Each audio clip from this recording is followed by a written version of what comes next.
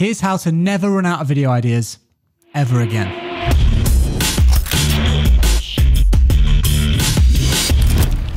Right off the bat, one of the most simplest things you can do is to just consume content on YouTube. It's so important as a creator to use this platform, not only to create content and to put it out there, but to use the platform to view other videos as well.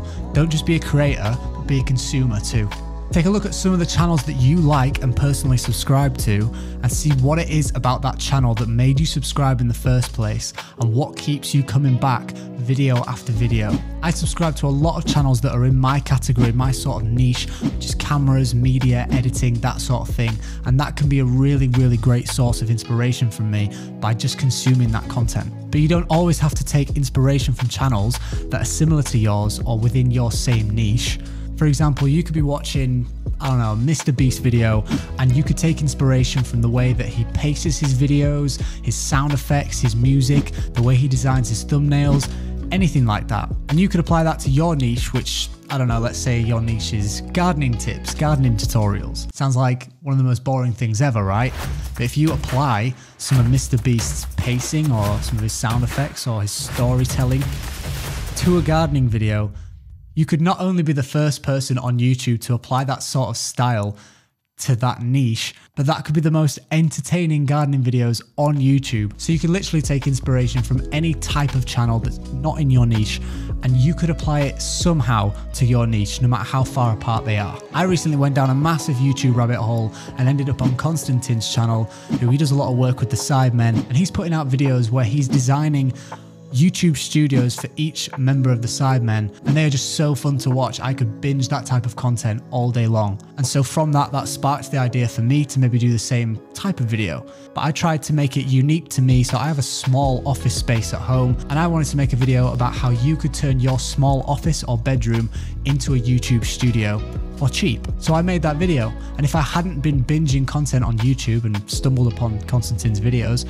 I wouldn't have felt inspired to make that video. So that's a good example of how consuming content can lead to creating content. And don't ever think you're stealing ideas from another creator. Most likely that idea that they've put into a video has come from someone else. As long as you're not carbon copying that video word for word, frame by frame, and you put your own spin on it and make it your own, you're all good. But that said, try and take inspiration from many channels, not just one channel. Otherwise you could turn into a bit of a carbon copy of that channel. And if you want to take an idea from a video you've watched, take a look in the comments section of that video.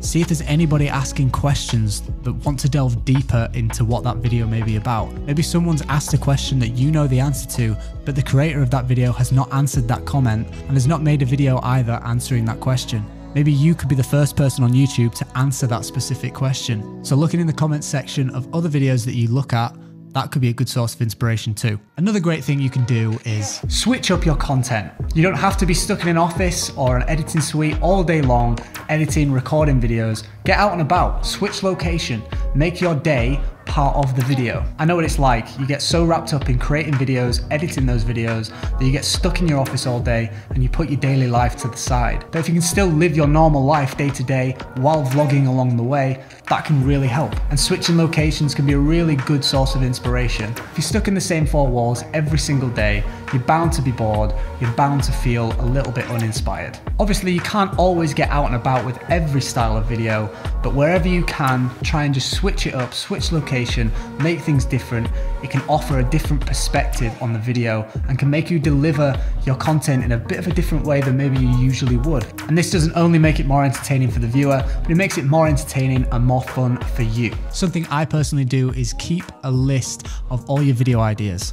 When an idea pops into your head, you don't have to make that video straight away. You don't always have time to make that video straight away, but just make sure you write it down in as much detail as you can. And then later down the line, when you might be struggling for ideas, you can look back on that list that you've created either on your phone or on a notepad, and there's a cheat sheet there for you to take ideas from. This is a really good way of, if you're feeling a bit uncreative, a bit uninspired, the creative juices aren't really flowing that day, you can just check back on your list and there's an idea there waiting to be made. Maybe you made a video on your channel about a certain topic or product in a previous video, and now you're far more knowledgeable in that area. Make an updated and better version of that video now you have more knowledge on it. Maybe you reviewed a product in a video a while ago and now that product has a newer, more updated version. Make a video on that and compare it to the old product that you reviewed before. Or you can make a video reviewing the same product and pose the question, is it still as good as it was when you first reviewed it? Does it still hold up? For example, I made a video on the Sony ZV-1 when I first got it, and I titled it My First 24 Hours with the Sony ZV-1. Now obviously, now that I've had more time with the camera, I can tell more about its positives and its negatives. So somewhere down the line, I will make another review on this camera, and that'll be a more well-rounded, comprehensive review now that I've had time with the camera. But that doesn't make the old video useless, it doesn't make it a carbon copy, because that was my first 24 hours with that camera, so that offers a different perspective to what the new video will have. Sometimes you can just branch out on a video you've already made, but just take it in a different direction. Put a different spin on it. And finally, the best way that you can come up with ideas for videos is listen to your audience. I've mentioned already about going onto other videos, onto other channels and looking in their comment section and answering some of those questions. But how about looking in your own comment section? See what your subscribers are actually asking you and answer those questions. Because the more you can keep your audience happy, the more likely they are to subscribe and keep coming back video after video. And also, if you're answering a question on someone else's channel, that's their audience asking that question. Their audience might not be the same as what your audience is. So if you listen to your own audience, surely that can only be a good thing for your channel. And it doesn't even have to be a question in your comment section. It could literally just be a random comment that you could look at and it could spark an idea in your head. It could set the motions running. Or even somebody could leave a hate comment on one of your videos and you could turn that, spin that into a video rather than just replying back and just getting into a YouTube argument in the comment section, which is never healthy for anyone's channel. Never do that. But the best way you could respond to a hate comment is, why don't you turn that, make that into a positive, put that into a video. The more you can create a healthy community on your channel by interacting with your own subscribers, the people that comment on your videos, building that strong community is such an important thing. There really is so many ways that you can find inspiration and come up with video ideas.